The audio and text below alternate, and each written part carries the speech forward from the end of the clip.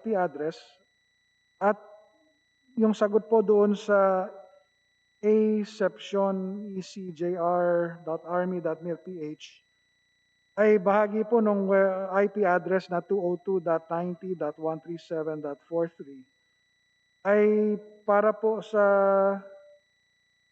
tinatawag na Virtual Private Network Integrator ng Philippine Army. Yun po yung findings ng kanilang inquiry at sinasabing wala daw po itong internet activity dahil ito po ay bahagi ng internal network ng Philippine Army at meron po silang mga security logs para suportahan itong pahayag na ito. Ang katanungan ko po, Ginoong Speaker, Ginoong Sponsor, ay kung sino pong nagmamay-ari ng email address na ito at ano ang posisyon sa Philippine Army.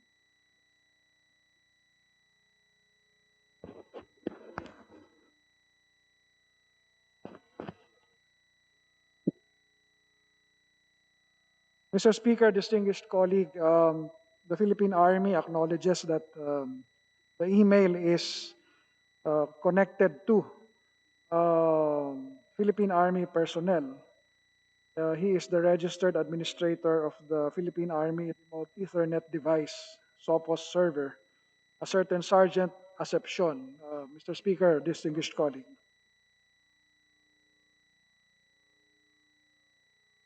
Maraming salamat, distinguished sponsor, Ginoong Speaker. Ang usapin po na ito ay dinala din natin sa harap ng DICT dahil ang sabi po sa atin ng DOST sa kapulungan na ito, sila po ay nag-request ng isang investigasyon ukol sa insidente ito. At ang kanila pong findings, Ginoong Speaker, Mr. Sponsor, and I'd like to quote from their report. According to the DICT National Computer Emergency Response Team report, CERT-DH noted that the 2,182 lines of logs with destination bulatlat.com from the IP 202.90.13742, which was submitted by the investigation requester. In relation to this, Mr. Speaker, distinguished sponsor, DND said that the registered network traffic from this address is a normal surfing activity, which any internet user can legally do. May we know, Mr. Speaker, distinguished sponsor, how is the DND able to make this conclusion? Was the question how the AFP was able to make that findings? Am I correct? Yes, Mr. Speaker, distinguished sponsor. Sinabi po nila na yung 2,182 logs na nagtagpuan mula sa kanilang IP address ay isa lamang daw pong normal surfing activity. Paano po sila dumating sa ganitong tipo ng conclusion hinggil sa cyber attack na nireport ng Curium at ng iba't ibang media outlets? Yes, Mr. Speaker, distinguished colleague, batay po sa paliwanag ng Philippine Army sa kinatawang ito, nagsagawa sila ng isang investigation into the incident as reported through the media. At sa kanilang, ang findings nila sa kanilang pag-imbestiga, yung nasabing IP address ay mayroong activity in connection with bulatlat.com, pero yun nga po ay isa lamang surfing activity. In other words, yung kanyang based doon sa logs na nakuha nila doon sa devices that they have. Ito ay nagtagal ng around 30 seconds or less. At ang nakitang transmission ng data is consistent with surfing activity only. Walang nakita na pagbabato or overloading ng data doon sa server ng bulatlat.com. Kaya ito po ay para sa kanila, hindi natin makonsider na isang cyber attack but they do acknowledge that there was a surfing activity. Perhaps merong nag-browse doon sa nasabing website ng bulatlat.com using that IP address, Mr. Speaker, Your Honor. And kung kumpara doon sa mga iba pang mga nabanggit na IP addresses, makikita po yung difference doon sa panahon na nagkaroon ng transaction between the IP address and bulatlat.com and other websites. Halimbawa, yung IP address na 23.95.9.155 at 188.63.78.119. Na-mention po ito dun sa Curium article. Ito po ay mga internet protocol addresses na located po sa United States at sa Switzerland at wala pong connection sa Philippine Army. Sa nakita nila doon sa investigation, itong mga IP addresses na to ay merong transaction with the server or the address of bulatlat.com and others na nagtagal ng several minutes, indicating na merong transaction other than just plain browsing. So yun po yung findings ng Philippine Army with regard to the IP address which they acknowledge is connected to the Philippine Army. It was just a normal surfing activity. Mr. Speaker, Your Honor. Speaker, a distinguished sponsor, malinaw po doon sa initial findings ng CERT PH na hindi ito simpleng browsing lang, kundi flooding. Dahil doon sa dami no, ng lines of logs na ang destination po ay bulatlat.com. Doon sa inamin na ng Philippine Army sa kanilang IP address. No, kaya po ang katanungan na lamang ng representasyon na ito, may kapasidad po ba ang DND no, sa particular na instance na to, ang Philippine Army, na mag-imbestiga ng mga cyber attack incident? Ang ating pong sandatahang lakas ay merong capacity no, na magkaroon ng isang pag-iimbestiga, lalong-lalo na sila ay may capability to defend the state, to defend the country against cyber attacks. Alam naman po natin na sa panahon ngayon, ang gera ay hindi na limitado sa conventional warfare. Palagi pong isinasaisip yung threat of cyber attack into the country. In fact, it happens every day. At maya-maya nakakabalita tayo na may mga ahensya ng pamahalaan na yung servers nila ay or website nila ay na-atake. So meron pong kapabilidad na mag-investigate dahil po sa kakayahan nila na magdepensa. Siyempre kasama po doon yung kakayahan na alamin kung ano ang proseso ng pag-atake sa sarili nating mga systems. Ginoong Speaker, ginoong sponsor, saan po natin makikita ang proseso na ginagamit ng Philippine Army no pagdating po sa handling ng mga reports, ng allegations, ng cyber attack incident? Ito pa isang bagay na mahirap ilathala, lalo na sa forum na ito, dahil yan po ay may kinalaman sa national security. Kung may siguro po, dahil kayo naman po ay bahagi ng Kongreso, kung meron kayong proseso na makakuha ng impormasyon direkta mula sa ating ahensya, yan ho naman ay isang pagkakataon na bukas sa inyo. Pero para po sa plenaryong ito, mahirap pong ilathala ang isang bagay na may kinalaman sa seguridad ng ating bansa. Mr. Speaker, distinguished colleague. Ginoong Speaker, ginoong sponsor, ang DICT Cybersecurity Bureau no, may malinaw na nailatag na patakaran no, pagdating sa incident handling ng mga reports ng cyber attack.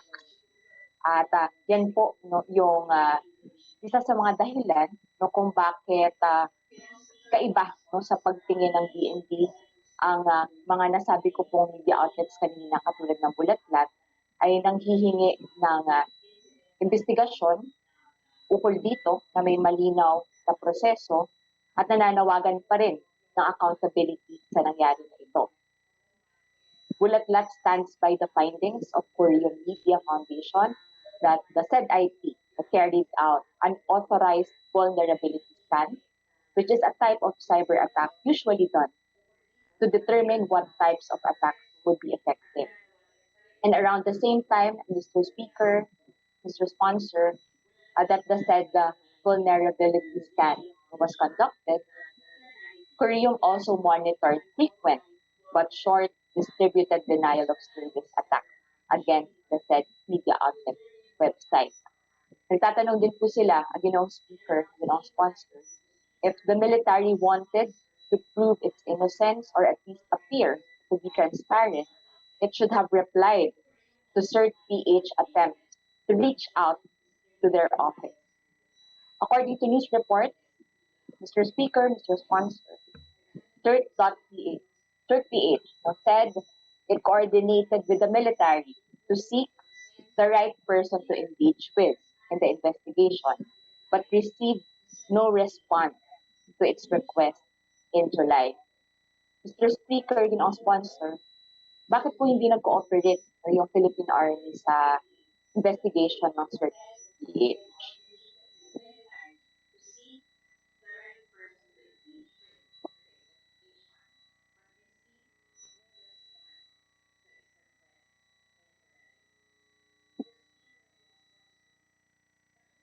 Mr. Speaker, distinguished colleague, the agency has informed us that they are very much willing to cooperate with CERT-PH, being part of the same government.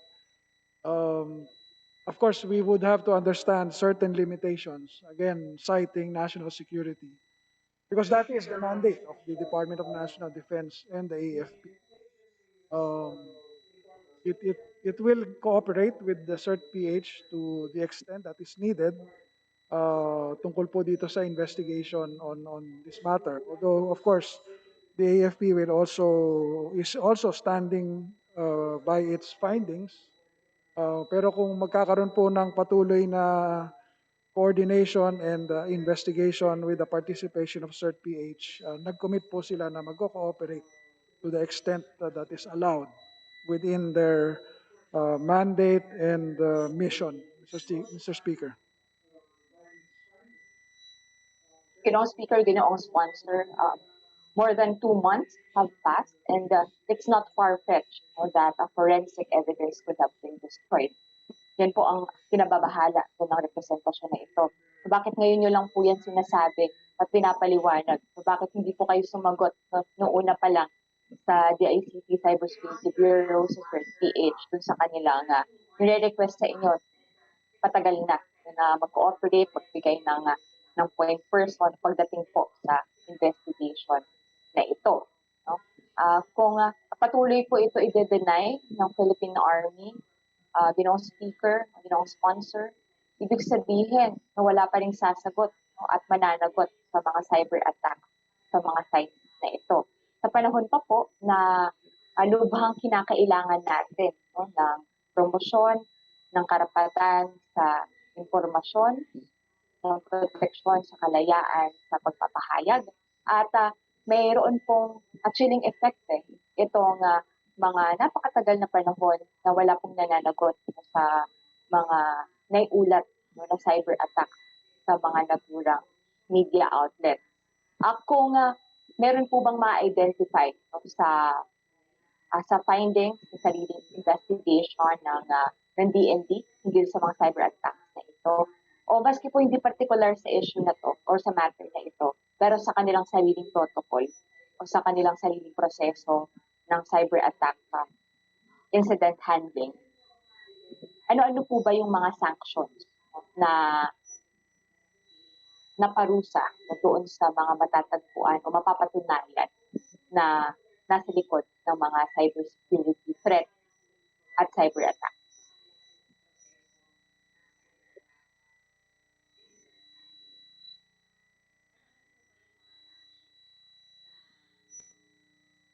Mr. Speaker, distinguished colleague, The AFP recognizes and respects, of course, acknowledges the laws of the land, which would cover any actions taken by their personnel in relation to cyber attacks.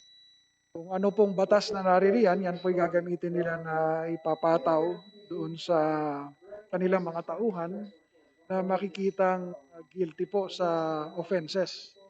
And of course, administratively, may sarili rin pong mga uh, batas o kaya ay patakaran na maaaring magpataw ng parusa sa isang military personnel.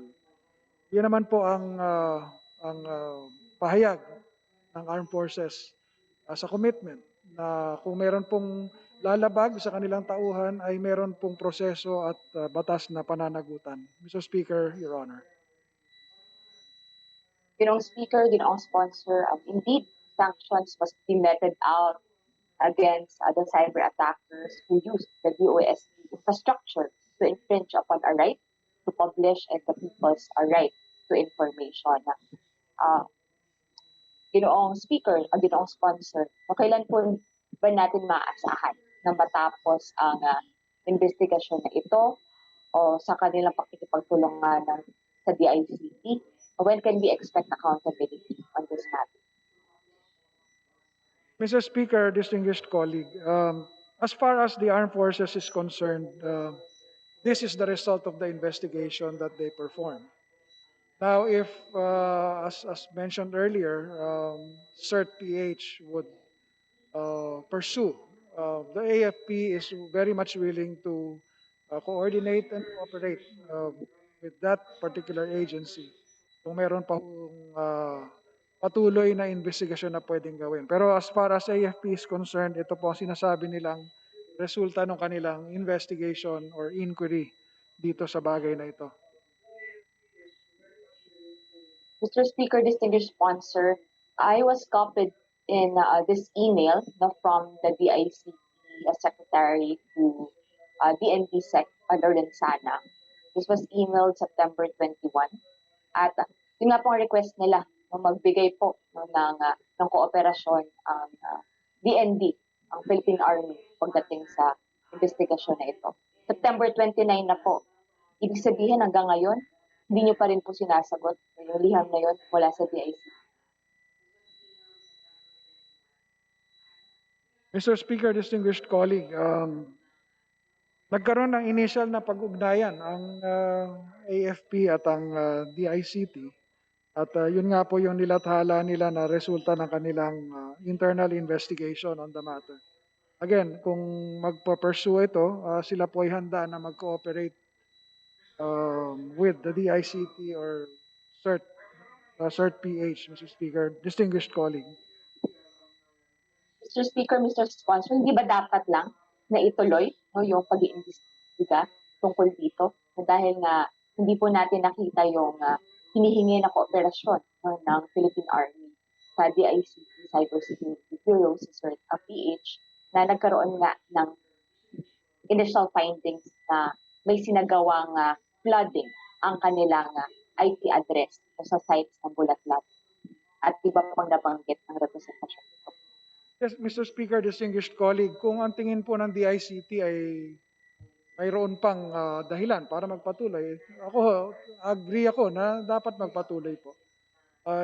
Yun nga lang on the side of the AFP, finding sila sa kanilang internal investigation. So, para sa kanila,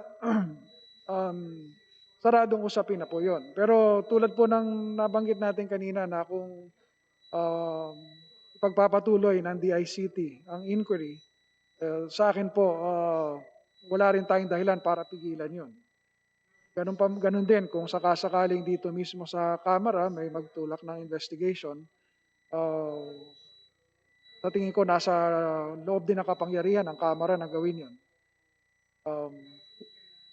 At ang ahensya ng Armed Forces ay makikipag-cooperate at makikipagtulungan.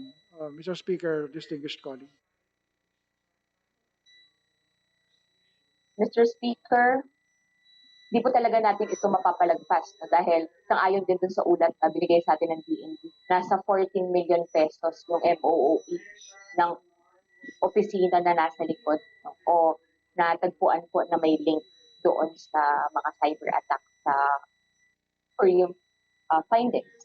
And with no less than the government's cybersecurity arm making the report on flooding, the Philippine Army has no more grounds to insist on its denial and obfuscation of this cybercrime. It has been caught red-handed through its own digital footprint. Itutulak po natin ang investigasyon hinggil dito para hindi na muli pang maulit. Ito po ay maglalantad rin ng mas malaki nating suliranin sa paglalaan ng pondo ng Philippine Army dito sa mga natagpuan na malaking banta doon sa mga karapatan at sa pagpapahayag, sa karapatan sa impormasyon. Gayon din po, dapat hindi magamit kailanman ang ating pampublikong pondo, ang ating public resources para maglunsad ng cyber attack at tiktikan yung kanyang mga sariling mamamayan dito sa Pilipinas. Imbes po saan nagagamit yung pondo o magagamit pa ang pondo, dapat ito ay gamitin dun sa mga real security issues sa ating bansa, gaya ng threat ng o malaking banta ng encroachment ng China sa West Philippine Sea. These funds would be much better utilized in programs like financial aid for workers, students, procurement of vaccine, mass testing, contact tracing. Napakarami pong kailangan paglaanan ng pondo at hindi para dito sa kahit anumang paggamit ng pondo, resources ng taong bayan para sa kahit anong cyber attack, lalong-lalo na yung targeted sa mga critical at mga progresibo na alternative media outlet at human rights. Yun lamang po sa ngayon, Ginoong Speaker, Ginoong Sponsor. Maraming salamat. Majority Floor Leader. Mr. Speaker, I move to recognize the Honorable Carlos Isagani Sarate of the party list Bayan Muna to interpellate the sponsor. I so move, Mr. Speaker. The motion, any objection? Hearing none, Congressman Sarate is recognized.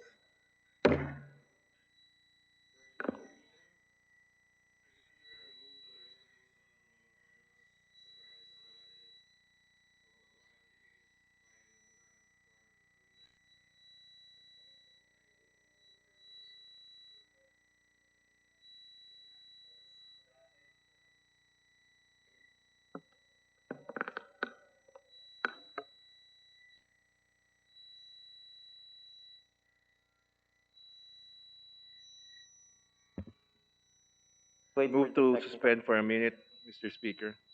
session suspended.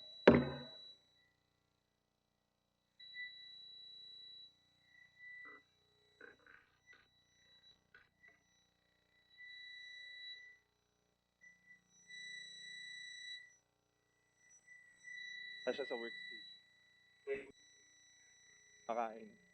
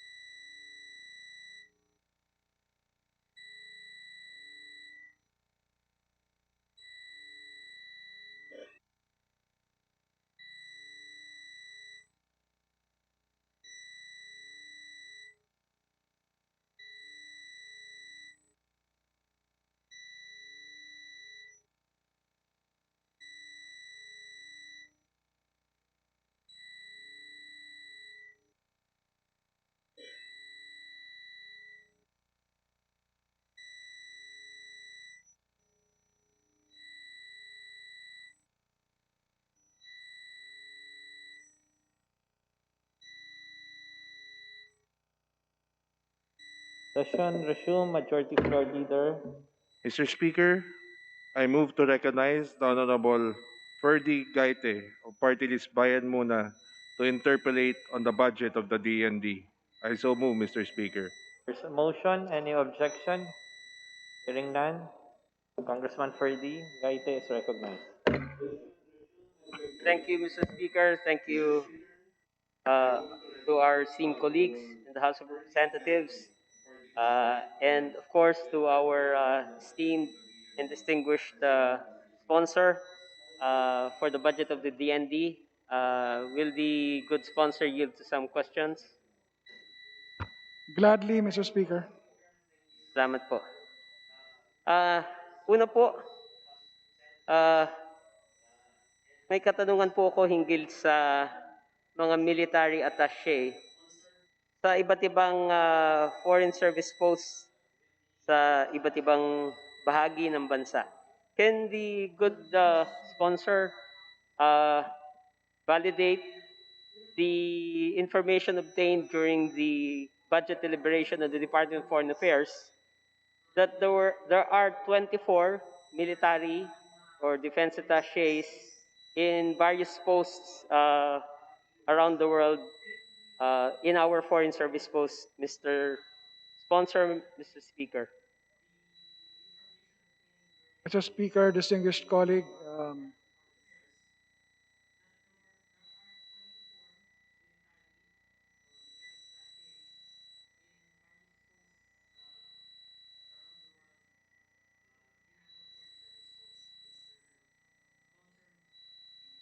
Mr. Speaker, distinguished colleague, according to this table that is being shown to me now, there are 22 posts for military attaches.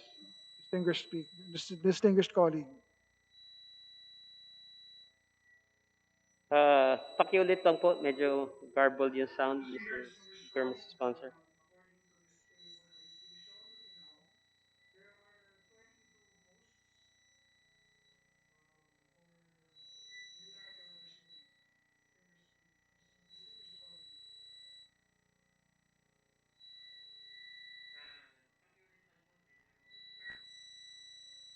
Mr. Speaker,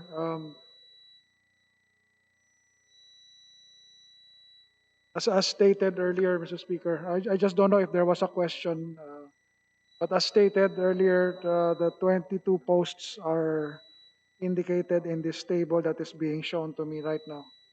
22. 20. 22, Mr. Speaker. Tama po.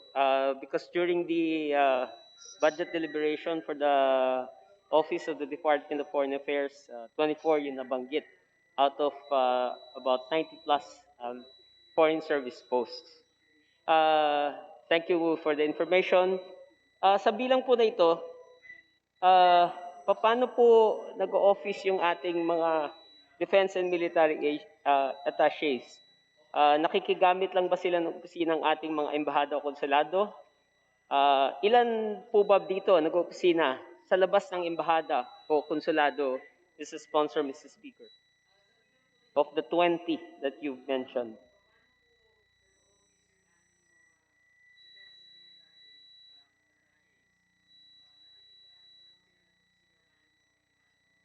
Yes, okay.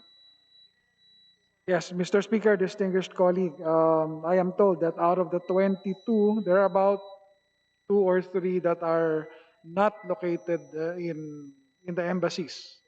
Majority are holding office within our embassies, Mr. Speaker, distinguished colleague.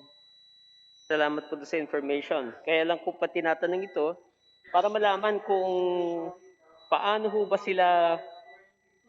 nagagamit. As I understand, yung defense and military attaches, ang sweldo pa rin naman nila ay kinukuha mula sa DND or AFP. At yung ibang expenses nila, supposedly, dapat may share yung office na kung saan siya pinagmulan. So kung labor attache, ganun din. Kung trade attache, ganun din. So sa NEP ng 2022, saan po nakalodge yung binabanggit ninyo na ganitong sharing of expenses and other utilities, etc. for these embassies and consulate? Magkano po ito noong 2021 at magkano po sa proposed budget for 2022, Mr. Sponsor, Mr. Speaker? Mr. Speaker, distinguished colleague, yung pag-maintain nitong mga offices na ito ay bahagi po ng budget ng Department of National Defense. Kahit po yung ibang instances, nagbabayad sila sa embassy, their share of the, for example, utilities, other incidental expenses, but it is taken out of the budget of the DND. Mr. Speaker, Your Honor. Thank you for that information.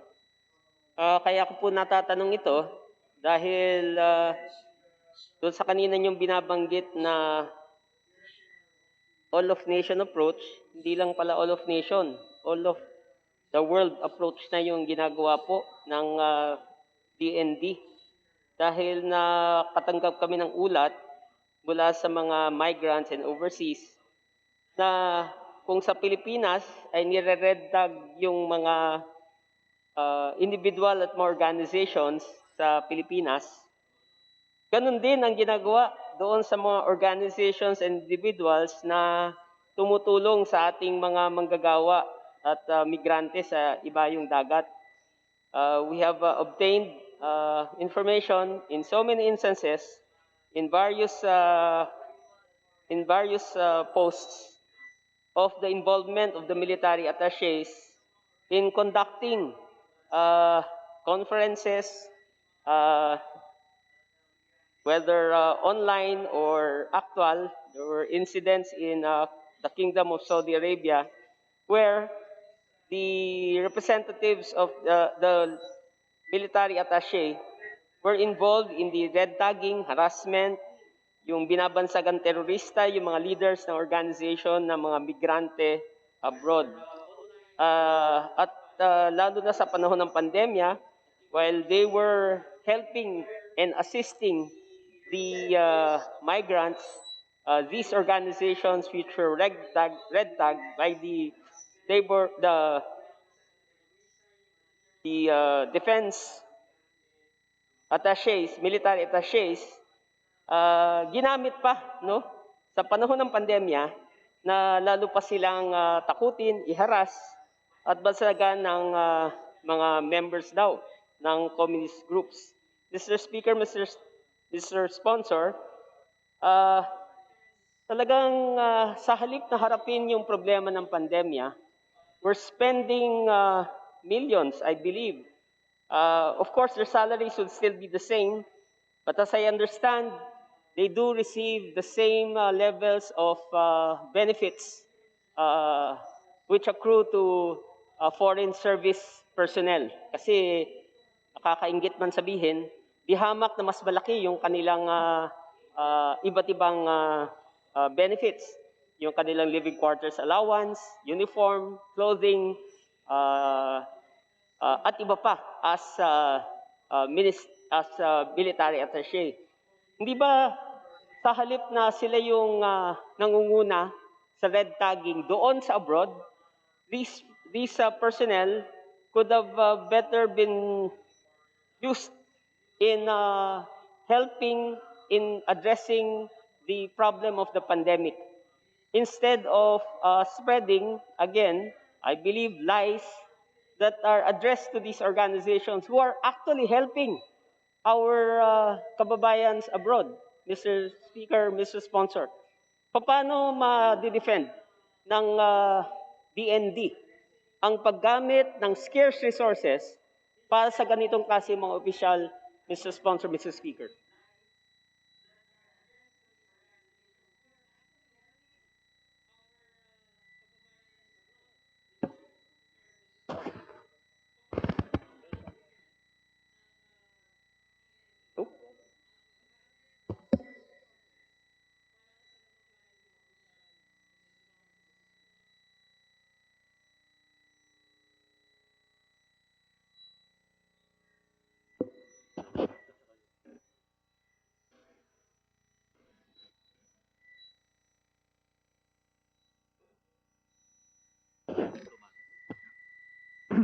Mr. Speaker, distinguished colleague, to begin with, ang ating pong personnel naman na pinapadala as military attaches have multiple functions to perform in their assignments.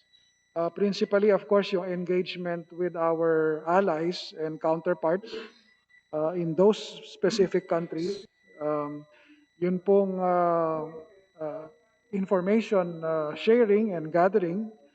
At siyempre kung meron din pong mga paraan na makakatulong sila sa diplomatic relations ng ating bansa together with the Department of Foreign Affairs, yan po yung mga main functions nila. Pero dahil bahagi rin sila ng isang kabuuang organisasyon, kung ano yung naging role or function ng armed forces dito sa loob ng ating bansa, ay maaari din nilang gawin sa labas, lalong-lalo na kung merong threats na nanggagaling from outside.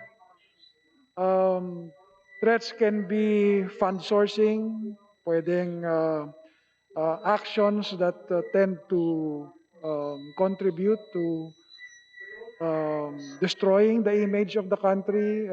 Mga ganong bagay po, halo-halong mga functions ang ginagawa ng ating personnel who are assigned abroad.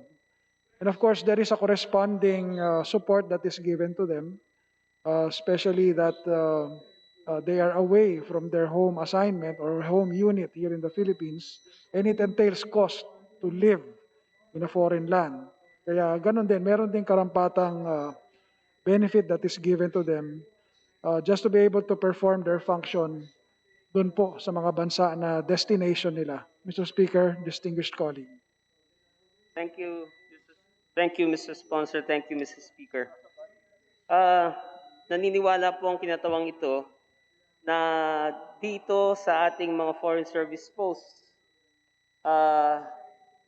tungkulin ng ating mga foreign service staff kung paano matulungan ang ating mga kababayan, lalo na sa panahon ng pandemya. Kung alala niyo po, ang dami hong nirepatriate dahil nga sa problema ng pagsasara ng mga negosyo kahit sa ibang bansa. At umaabot na raw nga ng almost 700,000 ang nirepatriate. Many of our migrants, dahil kulang nga ang ayuda ng gobyerno, kanya-kanya ng tulungan. They raise funds to help our compatriots in various countries dahil nga practically they were left to their own devices. Kailangan nila magtulungan. At yun yung konsepto nga ng sinasabi nating bayanihan, nagtutulungan. But instead of the military attaches, instead of being part of the solution in helping our kababayans, they instead picked on these organizations at sinabi, no, tulad ng ginawa sa mga community pantry, itong mga tumutulong ito ay mga fronts ng communist terrorist groups. Hindi ko ma-fathom, no, kung bakit sa halip na tumulong, sa halip na yung tumutulong ay sila pa yung binabansagan na kung ano-ano ng mga military attaches na to in the conduct of their fora and other activities in the posts doon sa iba't ibang lugar. Ito yung nireport at sinumbong sa atin ng mga migrante na ginagawa ngayon ng mga military attaches, including, nagulat rin ako, meron palang ganun, may police attaches pa pala na hiwalay pa. So, kung sa ibang bansa nangyayari ito, dito rin sa ating bansa ay walang kapaguran na nire-red tag rin at tinatakot ang ating mga manggagawa. May I ask again, I've asked that to reshare again the previous slides that was presented for the Department of Labor and Employment kung mamarapatin ng ating technical staff sa Secretariat. Thank you. Again, Mr. Speaker, Mr. Chair, nabanggit ko na kanina na kami po ay sumulat kay Secretary Lorenzana about several incidents where the involvement of the military and police in cahoots with the NTF-ELCAC, where doon sa sinasabi nilang kanilang mga activities, doon sa sinasabing mga security and other activities, maraming nagreklamong mga manggagawa na sila'y tinatakot, sila ay nire-red tag, sila'y binibisita sa mga tahanan, at ang pinaka-recent na binanggit, ito ang insidente sa Alcofil, Nexperia, and Wyatt sa Laguna. And because of that, we asked the good Secretary of the DND about these incidents. And this was his reply. In the performance of this mandate, the AFP is compelled to educate the people about the lies and deception of the communist terrorist groups, which threaten their safety and well-being. The government situational awareness and information campaign exposed the true nature of these CTG front organizations and enlightened many of our fellow Filipinos in the labor sector, resulting to their voluntary disassociation. So dito po, inaamin ni Secretary Lorenzana na meron nga silang ginagawang so-called awareness and information campaign na mahigpit na ipinagbabawal doon sa pinirmahan rin na guidelines between the Department of Labor and Employment, DILG, DND, DOJ, PNP, and AFP, the guidelines on the conduct relative to the exercise of workers' rights and activities na nakasaad dito. Again, I will cite for the record in Part 8, respect for workers' rights during AFP internal peace and security operations / PNP operations, that the AFP or PNP, one, okay, next slide please. Next slide please. Yan. They, one, shall not stigmatize / label workers' organizations, associations, labor leaders, members' organizations as front or members of certain conflict armed groups. Two, shall not hold or assist in any manner whatsoever in the conduct of information drive or seminars inside or outside the office, etc. Three, shall not issue invitations to workers, organizers, or union officials on their alleged links or support in certain armed groups. Four, shall not force them to renounce membership in their trade union organization. Mr. Chair, makikita rito in the next slide, members of the military, this was in Laguna, at nagpakilala sila na sila ay members ng AFP, at pinaliwanag nila yung kanilang role daw na pinupuntahan sa mga tahanan at kinakabahan ang mga mismo yung komunidad. May presence naman ng mga pulis at militar. Hindi pa malayo sa kanilang karanasan yung mga nangyari tulad nung Bloody Sunday on March 7 of this year, yung mga pagpaslang ng mga manggagawa na ang layunin ay para ipaglaban ang mga batayang karapatan laban sa kontraktualisasyon, sa pagpapataas ng sahod, at iba pa mga batayang karapatan ng mga manggagawa. At nakita natin na itong pananakot na ginagawa, next slide please, ay nilakipan pa ng iba't ibang uri ng pagpo-poster na idinidikit mismo sa labas ng mga pagawaan tulad na naganap sa Alcofil, labeling the union as the Alcofil Workers, labeling the union, the Alcofil Workers Union, as a communist front organization. So, sa last slide, yan. Kahit doon sa Facebook pages ng military ay paulit-ulit na pinaiikot itong mga kasinungalingang ito. Supposedly, the AFP according to our Constitution, in Article 2, states that civilian authority is at all times supreme over the military. The armed forces of the Philippines is the protector of the people and the state. Its goal is to secure the sovereignty of the state and the integrity of the national territory. And sabi rin po dito sa huling bahagi ng ating saligang batas, partikular sa general provisions, all members of the armed forces shall take an oath or affirmation to uphold and defend this Constitution. Where is the upholding and defending of this Constitution correctly interpreted when in our Bill of Rights, ang sabi po, Section 1, no person shall be deprived of life, liberty, or property without due process, nor shall any person be denied the equal protection of laws. Number 2, the right of the people to be secure in their persons, houses, papers, and effects against unreasonable searches and seizures or for whatever nature and for any other purpose shall be inviolable. Sabi rin dito, Section 8, the right of the people, including those employed in the public and private sectors, to form unions, associations, or societies for purposes not contrary to law shall not be abridged. Doon lang sa tatlong binanggit, malinaw na ang violation, Mr. Chair. Kaya po,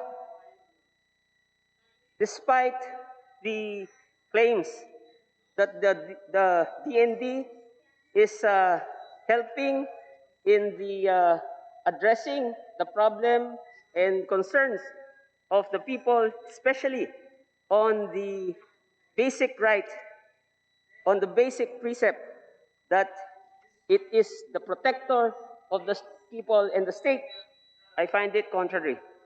Which is why, Mr. Chair, I move to defer the budget of the DND.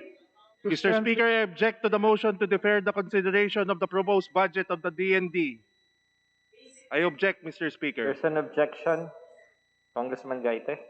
Mr. Chair, I appeal the objection, Mr. Chair, on the grounds that we have shown that the DND as an institution of the protector of the people has not met its sworn duty and instead is becoming an instrument of repression, an instrument of harassment, an instrument that perpetuates impunity on the basic rights of the people as elucidated in our Philippine Constitution of 1987, Mr. Chair.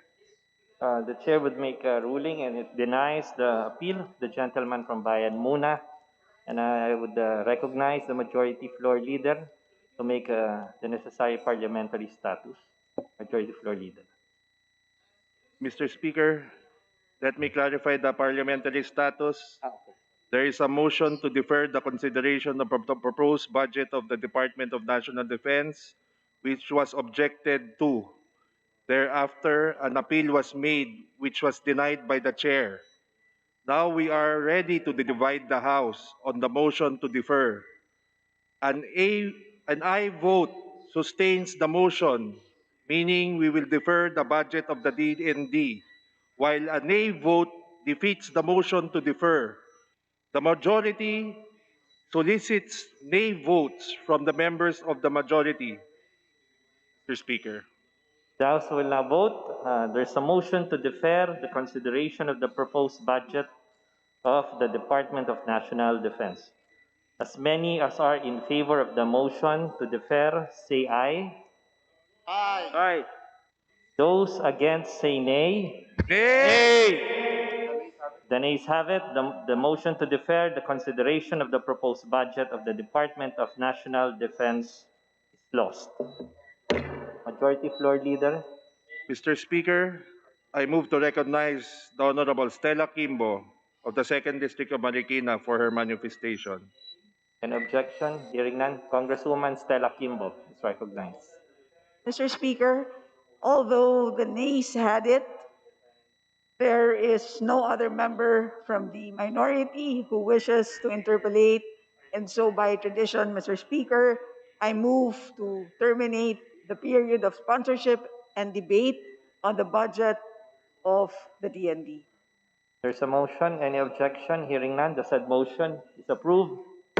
Majority Floor Leader. Mr. Speaker, on behalf of the majority, we join the minority in moving that we terminate the period of sponsorship and debate on the budget of the Department of the National Defense, including attached agencies. I so move, Mr. Speaker. There's a motion. Any objection? Hearing none, the said motion is approved. Session suspended. Mr. Speaker, I move to suspend consideration of House Bill number 10153. I so move, Mr. Speaker. There's a motion. Any objection? Hearing none, the said motion is approved. Mr. Speaker, I move that we now proceed to the additional reference of business and request that the Secretary General be directed to read the titles of bills, resolutions on first reading, as well as communications and committee reports. I so move, Mr. Speaker. I withdraw the motion, Mr. Speaker. Mr. Speaker, I move to suspend the session. I, I move to suspend session for 1 minute. Session suspended. Yan.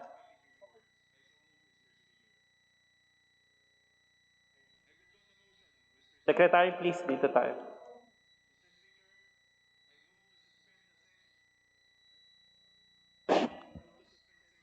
Like to go down?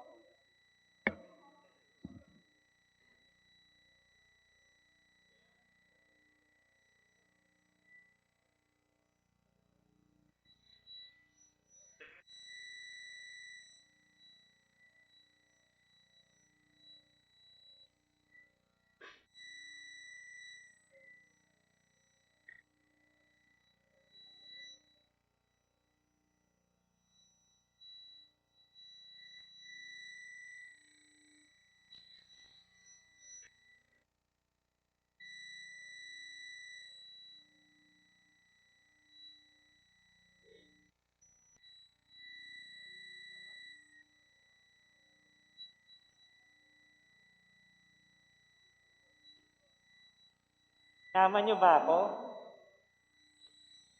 Jam, sama mo ako.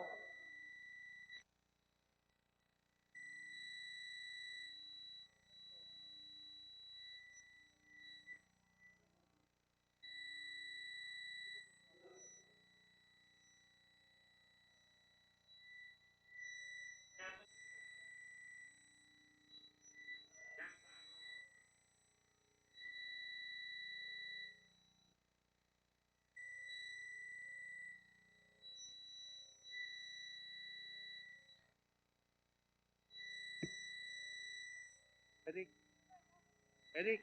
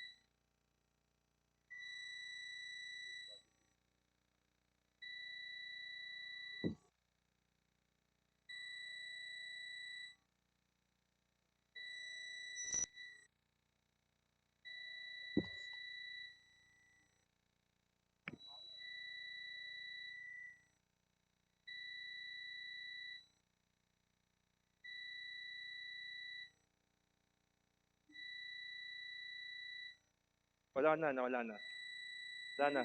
Wala na. Session resume. Mr. Speaker, we move to suspend the session. Majority Leader.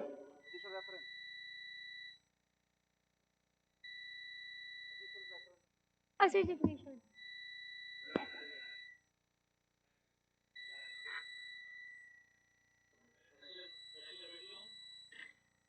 Mr. Speaker, I move that the Secretary General be directed to read the additional reference of business. So move, Mr. Speaker. There's a motion. Any objection? Hearing none. Secretary General, please do the reading. Additional reference of business. Message from the President. September 29, 2021. Speaker Lord Alan J. Q. Velasco, Speaker of the House, House of Representatives, Batasan Hills, Quezon City.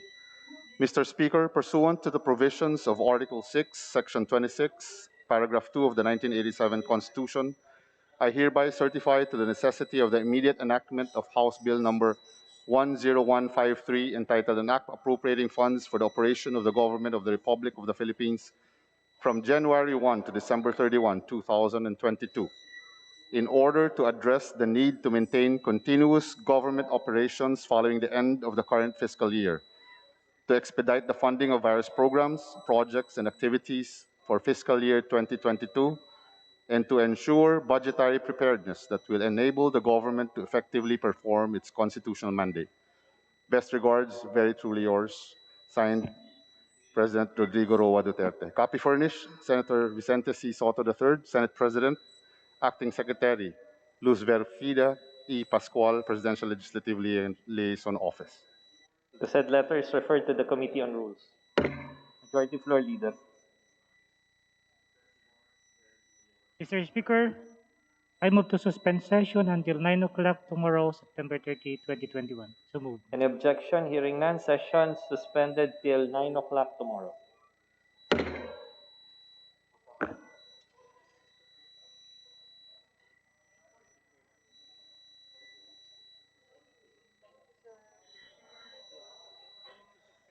Sabi sa'yo, makatulog ka sa mga anak.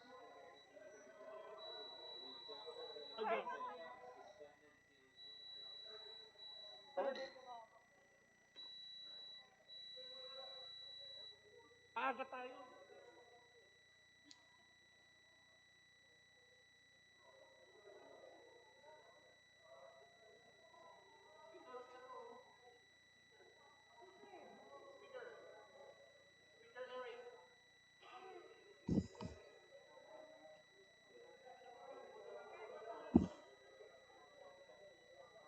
Recording stopped.